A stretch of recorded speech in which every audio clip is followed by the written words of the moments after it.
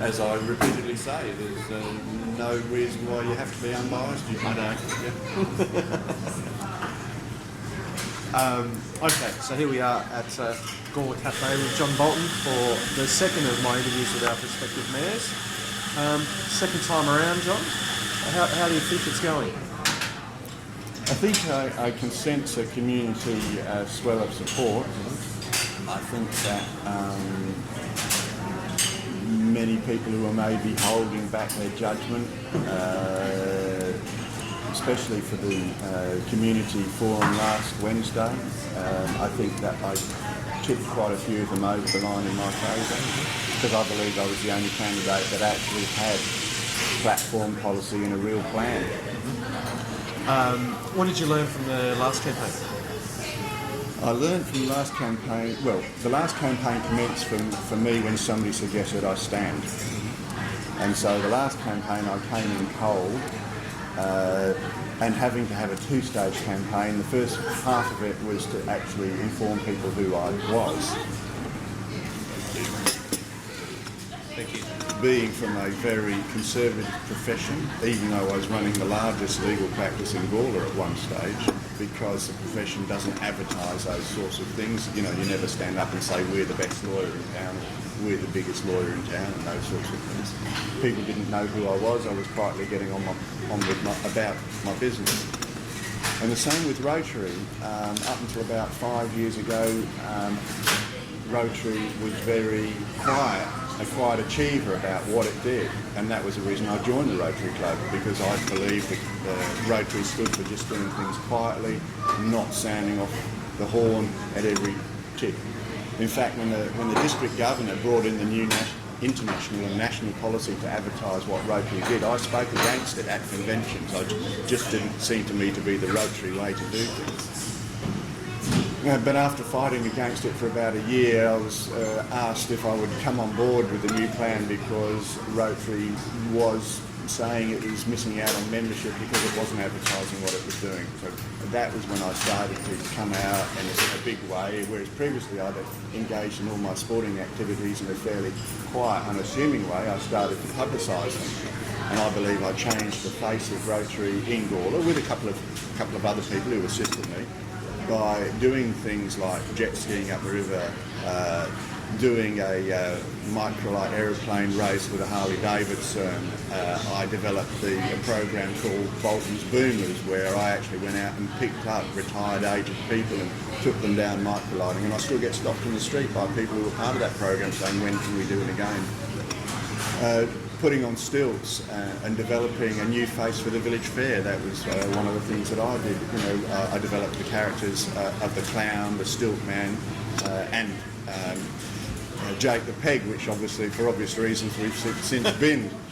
But it was my idea that I thought I was the only one that was going to be doing those things. But happily, Barry Stewart came on board and other people came on board, and so we got a whole team together. And by doing things like that, we changed the face of Rotary by clowning around. I think the unfortunate thing for me is that people have only seen that side of things because I've never really promoted the conservative side, which is why during this campaign I've needed to promote the conservative profession, the independence of politics, and the capacity, the actual intellectual qualifications to do the job. And I think that fits in with the local government association's examination of the current role of mayors and what the future role should be. And there's a real dichotomy between the public expectation of what a mayor can do and the actual statutory and legislative powers and role. The dilemma is that people actually want to elect their local councillors and the mayor, and I'm very strongly for that. I very strongly support local government. I think it is the tier of government that is closest to people, and we mustn't get too big. We must be able to meet our councillors when we're doing our shopping or at the service station. I think that's a crucially important role. But then you have that dilemma then of people standing because people know them or because they're good people or pleasant or a nice person rather than their qualifications. It's perfectly proper for councillors to be elected to a 10-member council based on their characters, their characteristic, and the fact that they're well known and they're nice people. Because there's a whole professional body of council staff who bring the profession, and the idea is the council chamber then is a joinder of the professions and the local desires of good people who are elected locally and well known. The role of mayor is different, and it's not good enough just to be a nice person in 2014, and that's what the new analysis talks about. The Local Government Association Excellence Panel, which is looking to create best practice, is talking about an amendment to the Local Government Act to actually put some greater detail into the roles of the mayor. And then from that, they anticipate it will become obvious that a person who intends to be mayor should have the qualification to fulfil that role. Okay. So it will stop. But what have you learned? What did you learn from the last game? Well, I'll just finish on that point. And so that's intended to stop people just putting their hand up even if they don't have the qualifications like I do. So what I learned last time was you can't come into it cold and expect success. Although I did only lose by 275 preferential votes out of valid polls, valid formal polls of 4,800 or thereabouts. So it was a very close run thing, even though my opponents like to think that it wasn't. It was actually very close. But I had no team other than what I gathered as I went. This time I made it well known, so I learned that lesson.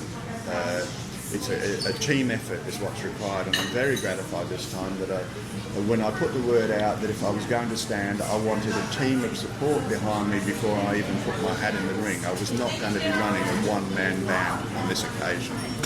And that's in terms of energy, in terms of ideas, and in terms of donations to the election campaign.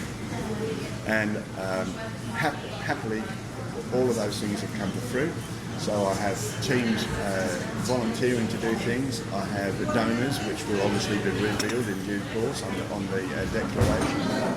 And I'm very gratified now to see that retiring Mayor Brian Samble has actually come out and endorsed and supported me in my campaign